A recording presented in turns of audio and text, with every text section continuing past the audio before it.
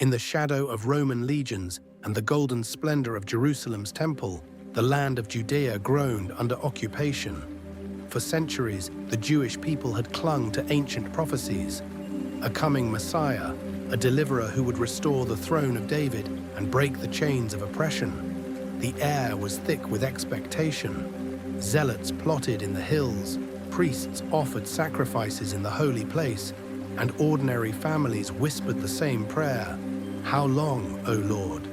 It was into this world of longing and tension that a humble carpenter from Nazareth would step forward, turning the hopes of a small province into a flame that would one day light the entire world. From the shores of the Sea of Galilee to the dusty roads of Samaria, Jesus of Nazareth moved with a quiet authority that drew fishermen, tax collectors, and outcasts alike. He spoke in parables, simple stories of seeds and mustard, lost sheep and prodigal sons, that revealed the heart of a loving God. He healed the sick, gave sight to the blind, and even raised the dead. In crowded villages and on mountainsides, multitudes hung on every word. His teaching was not like the scribes. It carried the weight of the kingdom itself. And for a brief, breathtaking season, many believed the long-awaited Messiah had finally come. But the powers of this world saw only a threat. Arrested under the cover of night, Jesus was mocked, scourged, and nailed to a Roman cross outside Jerusalem's walls. His followers scattered in terror, all seemed lost. Yet 3 days later, an empty tomb, a rolled-away stone, and a message that defied every human expectation. The resurrection was not merely a miracle, it was the hinge of history. Death itself had been undone.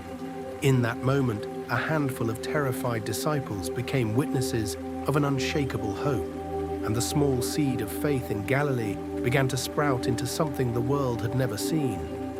From Jerusalem, the good news spread like wildfire. But it was Saul of Tarsus, a zealous persecutor turned Apostle Paul, who carried the message across the Roman Empire. Paul planted churches in Antioch, Corinth, Ephesus, and Philippi. He declared that the God of Abraham was now available to every Gentile, to every nation, without the burden of the old law.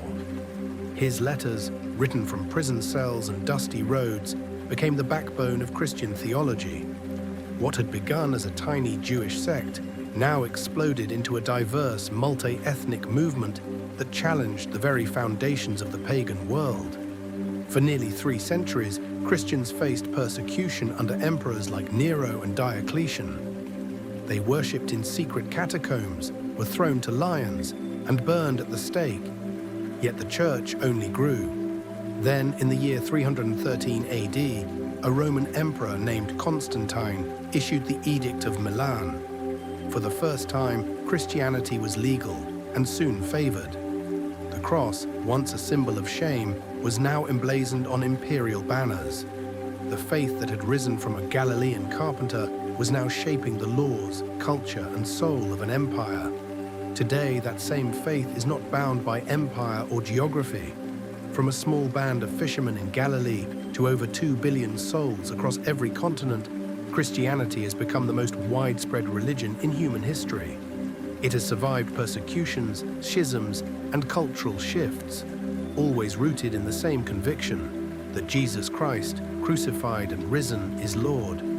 The story that began in a humble stable and ended on a hill called Golgotha continues to transform lives, offering hope, forgiveness, and eternal life to all who believe. From Galilee to the world, indeed, the good news has never stopped traveling.